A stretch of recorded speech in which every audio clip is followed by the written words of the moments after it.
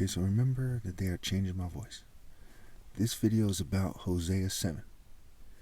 Let's get right into it. Whenever I would heal Israel, the sins of Ephraim are exposed and the crimes of Samaria revealed. They practice deceit, thieves break into houses, bandits rob in their streets. Right, bandits rob in the streets. Now, there's more than one way to interpret this scripture, but all of them are bad, right? It has to be in the boundaries of righteousness and justice. Okay, all of them are bad for the enemies of God, not for me. Now, what happens is when they try to, when God tries to heal them and lead them on the right way, right? What happens is their sins are exposed and they don't get healed. That's what it's trying to say. Whether it's lost in translation, whether it's the scribe doing it, it's clear that that's what's going on here. We don't exactly hear a huge outcry from the Jews and people who speak Hebrew and speak Latin and Aramaic and Greek and da-da-da-da-da.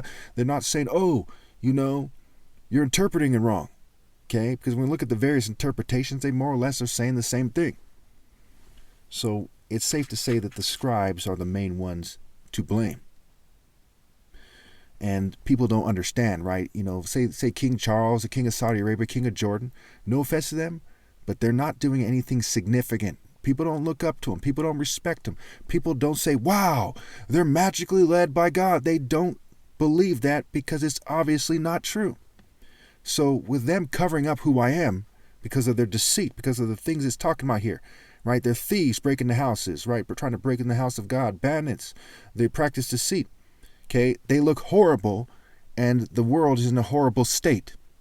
But if these people, whether it's the richest person in the world, whether it's those people or the 50 million plus people on the planet who are millionaires and billionaires who share power to some degree and also share power with people who aren't, like police officers and on and on and on and on, if they use their heads, they would see that they're all better off with me being in charge. Okay. They don't understand that. It's a long story why that they still have a lot of money, a lot of gold diggers who still be after them, okay, and they look better because they wouldn't be the scoundrels who have prevented righteousness from expressing itself, especially front and center on TV. Okay, it's only me. And a lot of people don't know who I am, so they see these people as purely evil, and even if you know who I am, you see it the same way, right? No offense to anyone, it's the bottom line. Okay. But they do not realize that I remember all their evil deeds. Their sins engulf them. They are always before me. They delight the king with their wickedness, the princes with their lies. They are all adulterers, burning like an oven whose fire the baker need not stir from the kneading of the dough till it rises. So when you see hell depicted as a hot place, it's referring to the people who were the artists. A lot of them were Jews and occultists who read the Bible in more detail than a lot of people at the churches. Okay? They are referring to the fact that it's their presence that makes it hot, spiritually speaking, right? Wickedness burns like a fire, it says in Jeremiah or Isaiah. Okay, so they are adulterers and they're burning like an oven because of their wickedness, whose fire the baker needs not stir from the kneading of the dough till it rises. So they don't need to be stirred. They're already mixing together by the exact way that they're being evil. So they're all evil. And it mixes into the whole world, like where it says, beware of the yeast of the Pharisees.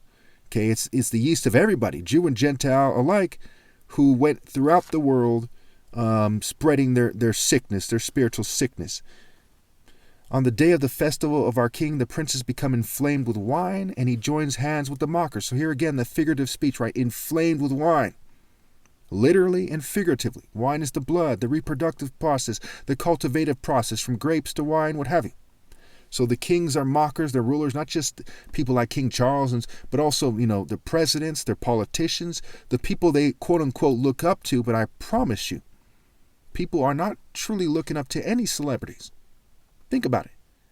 Do they pass Martin Luther King's? No. Nelson Mandela, are they more impressive than Sugar Ray or Michael Jordan when he was younger? No. These people are clearly just making fools of themselves. No offense to anybody, but that's part of understanding the Bible is pointing things like this out. If anyone thinks it's unfair, please put it in the comments and we'll explain it and more. Till you understand why I'm right. This has to be said. It's not hate speech or anything like that. Okay. Their hearts are like an oven. They approach him with intrigue. Their passions smolder at night. In the morning it blazes like a flaming fire. So their hearts are like an oven. They approach, their wicked mocker kings, the people they look up to, celebrities, models, whatever it is, entertainers, and they say, wow, so cool, okay? While they're burning, their souls are burning, they are hot as an oven.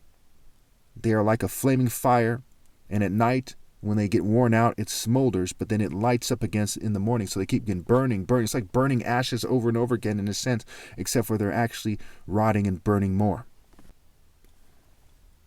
So all of them are hot as an oven. They devour their rulers. All their kings fall. And not one of them calls on me. Ephraim mixes with the nations. Ephraim is a flat loaf, not turned over, right? The yeast, the mixing, the bread, the process, the cultivative process, the process of cooking, of baking, of cultivating, culture, cultivation. Okay? So you see that the rulers, who it said, the beast represents in Revelation, the rulers of the world, not me. Okay, the heads of the beasts are kings. The beast itself is a king. The horns, the kings, and the power that they rely on. Going back to Cain and Abel, right? The disagreement between Cain and Abel, that Cain ambushed Abel for when he was not prepared for it, mind you, was about talents. God rejected Cain's offering, and he said, why? Why are you rejecting my offering? Oh, I'm mad at this guy. I'm going to take it on him. And it was stupid. And you're all in the spirit of Cain as you reject the fact that God chose me. And you reject the fact that God has rejected your churches, groups, families, you name it. And the only way he can accept you is you obey God through me. You are in the spirit of Cain. And that is the spirit of the devil. No offense, this has to be said. Repent so you can atone and make amends before it's too late. And no one should reproduce no matter what. Even I won't be having children. No one should have children. Foreigners sap his strength, but he does not realize it. His hair is sprinkled gray, but he does not notice. Israel's arrogance testifies against him, but despite all this, he does not return to the Lord his God or search for him, right? They're too arrogant to obey God through me. Some of them are racist too, but all of them are too arrogant. They say, he was this half-black guy, we shouldn't obey him, right? I don't care if he's the top bar of the line. I'm not going to obey him, and so on and so forth, right? They need to grow up and stop being arrogant. Like it says in Proverbs, right? Folly is in the heart of a child, and the rod of discipline drives that spirit away, but they're too sissy to accept their discipline and be made a man. Ephraim is like a dove, easily deceived and senseless, as opposed to having sense, right? Where in karate, for example, they say the master is the sensei, but they're also in rebellion, right? So Ephraim is like a dove, easily deceived and senseless.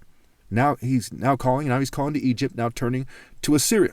Okay, so he's turning to Set, the deity of chaos in Egypt, and all the false conceptions of deities. Because you make an idea the true idea in the divine order, then it's no longer a pagan deity, it's the truth, right? The way, the truth, and the life. So all their gods, all their important people, all their family lines are pagan false deities. They're devils. They're in rebellion, right? Demon is odd men scrambled. It's a skilled performer. And they're odd not because someone put a crown of thorn on their heads or they're fuming and poison them.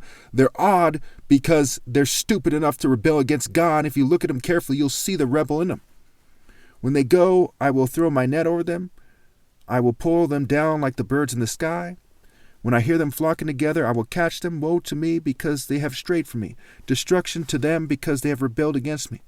They do not cry out to me from their hearts, but wail on their beds. They slash themselves, appealing to their gods for grain and new wine, but they turn away from me. And it's one of the rituals they do with Baal, but the rituals superimpose on something. Right? We see these Muslim martyrs, some of them the Shiites, who cut themselves in certain rituals, certain Shiites or something. We see the Baalists, and some people claim they got that from Baal. It's the idea of you claim to be in submission to God. Muslim means in submission to God, right? Jews are supposed to have a covenant where they obey God and they do what's right and just. Christians are supposed to be in the spirit of God where they do what's right and just, but none of you are doing it. Okay? And a true Muslim would accept the correction and instruction. They wouldn't say, well, no, look, I'm a Shiite. No, I'm a Sunni. You can't say that. We have our tradition. No, they'd say, look, God comes above your traditions. There's a bunch of, imams and stuff like this, and they don't agree on everything. You think you should agree with them against Christ? Are you crazy? I trained them and strengthened their arms, but they plot evil against me. They do not turn to the Most High. They are like a faulty bow. Their leaders fall by the sword because of their insolent words. For this they will be ridiculed in the land of Egypt.